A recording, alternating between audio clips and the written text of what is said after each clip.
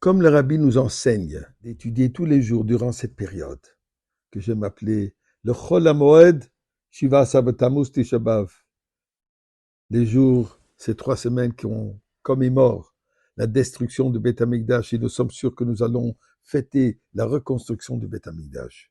Maintenant, c'est le moment d'étudier les sujets, les différents aspects du Beth Amikdash, du temple, et les différents items qui étaient dans le Beth Amikdash. Aujourd'hui, je voudrais parler d'un item particulier, différent de tous les autres items. Avant d'en parler, disons d'abord merci à Kadosh Baruch Hu pour nous donner l'opportunité de le remercier et pour nous donner les raisons pourquoi le remercier. Alors, misement le seuil d'Ori, il a donné Kolot, il a donné Bissimcha. Boy le fana benan do kadel limhu son velo nachna mon tamaris be shou sed khatzres bisila hoy de la bakh shma ki toiv adonai l'olam chasdoy biadoir vodor emunasem mes chers amis de la tzedaka tzion bamishpat tipadeh veshaveha bitzdaka. Avec la tzedaka nous allons mériter la délivrance. Que Dieu fasse que ça soit maintenant. Eh bien, parmi les différents ustensiles, vaisseaux, objets du Beth Amikdash, il y avait le kior. Quoi le kior? Le bassin sacré. Ce bassin, les Kohanim, avant de rentrer dans le Beth Amikdash, il fallait qu'ils se lavent les mains et les pieds. Le Midrash nous raconte. De quoi est-ce qu'il était fait? En cuivre. Bizarre qu'il est en cuivre. Ze keli va'anvehu, voici mon Dieu, et je vais l'embellir. De là, nous apprenons que quand on fait une mitzvah, il faut que ça soit bien présenté, belle mitzvah. Par exemple, on achète un etrog, un bel etrog. On achète un tzitzit, belle tzitzit. Des tefilines, les plus belles, les plus jolies.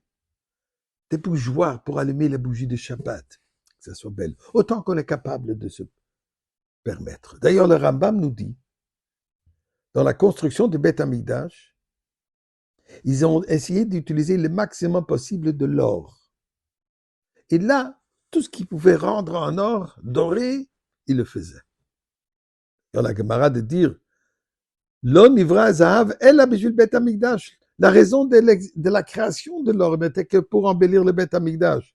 Puisque Dieu l'a déjà créé, on peut l'utiliser pour autre chose aussi. Alors, dans tous les objets, autant qu'ils pouvaient, là où c'était possible, c'était en or. Le kior, ce bassin, cet évier, si vous voulez, avec les robinets, en cuir. Quel cuir? Eh bien, le Midrash nous raconte que comme Moshe Rabbeinu a fait l'appel de fonds pour amener tous les objets, tout ce qu'ils peuvent, pour construire le Mishkan, dans le désert, les femmes, elles ont amené des miroirs. Moshe Rabbeinu regarde. Wow, qu'est-ce que je vais faire avec des miroirs? Les Kohanim n'ont pas besoin de se regarder. Si oui, ils ont besoin de se regarder à l'intérieur, mais ce n'est pas avec les miroirs. Il demande à Dieu. Dieu lui dit, non seulement tu vas les utiliser, mais ceci sera l'entrée par laquelle le Kohen, les Kohanim, avant de faire quoi que ce soit dans le Beth Amikdash, ils vont se laver les mains et les pieds de cet évier. Et pourquoi? Ces miroirs, les femmes en Égypte, ils utilisaient pour s'embellir, pour encourager leur mari d'être, malgré leur épuisement, tout le travail dur de l'esclavage, malgré tout ça, de fonder des familles. Dit Dieu, c'est grâce à ces miroirs que nous avons un peuple aujourd'hui. Donc il n'y a rien qui se passe au Beth Amikdash sans d'abord se laver les mains et les pieds. La pureté des Kohanim dépendait de cela. Et intéressant, les mains et les pieds. Les miens représentent l'action. Les pieds représentent la direction, pour nous dire la direction dans la vie. Les actions de leur vie doivent tous être pures, purifiées. Un point intéressant. Tous les autres objets, comme le tabernacle, le misbéach, l'autel,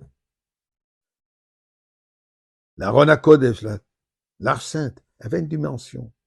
Seule chose qui n'a pas de dimension, le kior n'avait pas de dimension. Ils l'ont fait. Mais dans la Torah, il n'y a pas de décret de dimension.